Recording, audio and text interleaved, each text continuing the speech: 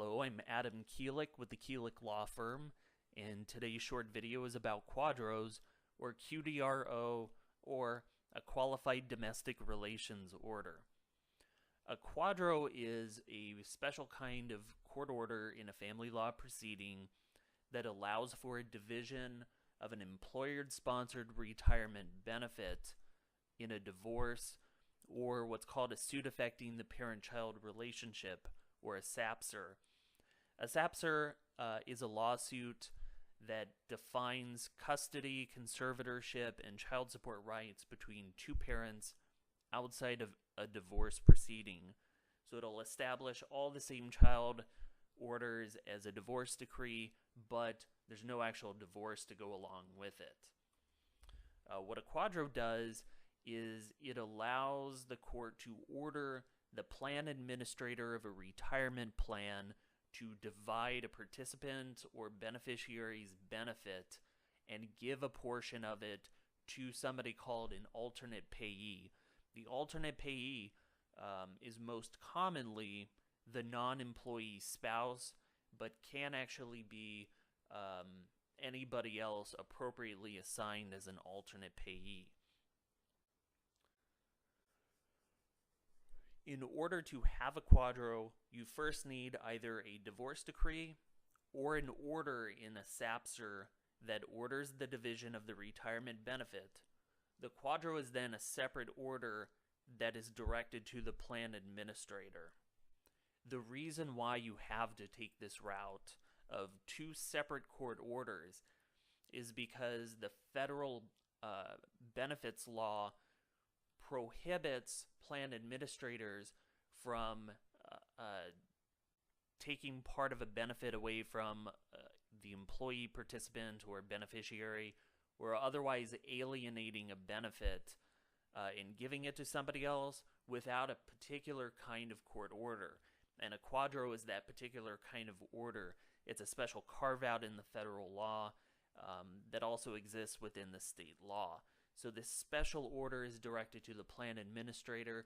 It's going to have specific provisions that relate to the plan, that identify who the plan is, how the division is supposed to occur, and how the alternate payee is supposed to receive those funds.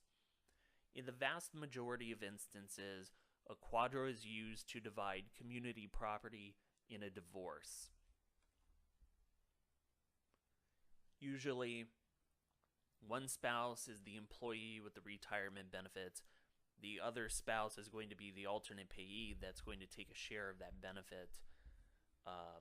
But QDROs can also be used in child support cases to ensure payment of child support out of pension payments, or to carve out part of a defined contribution plan like a 401k to get that child support paid up front, rather than worrying about trying to chase down income withholding out of paychecks.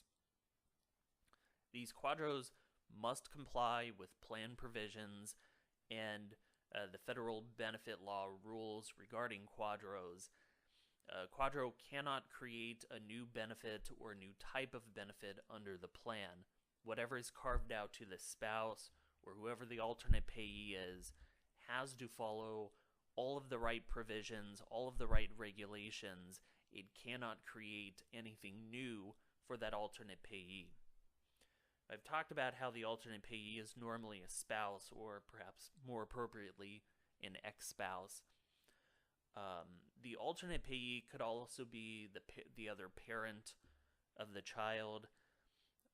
In very rare instances, the alternate payee will be the child itself, but that almost never occurs and rarely should be the right result. Normally, a benefit should be divided between two adults, and they should take care of the administration of that money.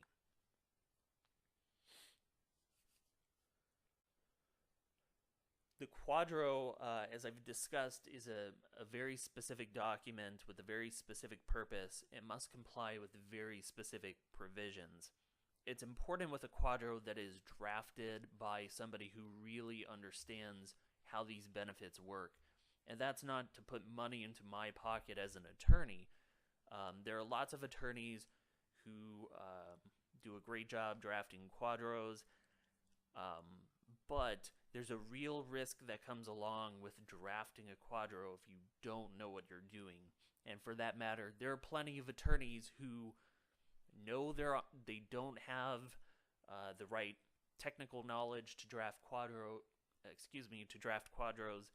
and will hire somebody else to draft that document. So that should tell you something about how technical these documents really are.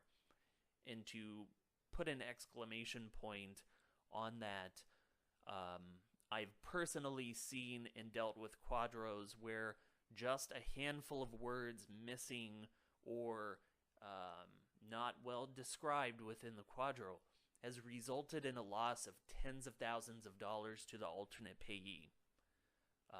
Those are some expensive words. So it's really important to get that language right.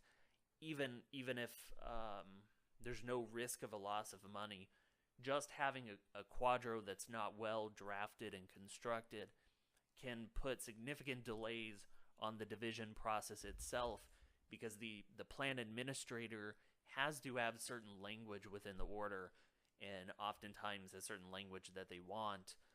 And if the QDRO doesn't match up with what they need or what they want, they can drag out that process, and that can have a financial impact on the alternate payee. It can also have an impact on the participant, because normally the plan gets locked down and no other money can be released until the QDRO is resolved. So if you're dealing with a QDRO, this is really one of those cases where you need an attorney who has the expertise and experience dealing with them.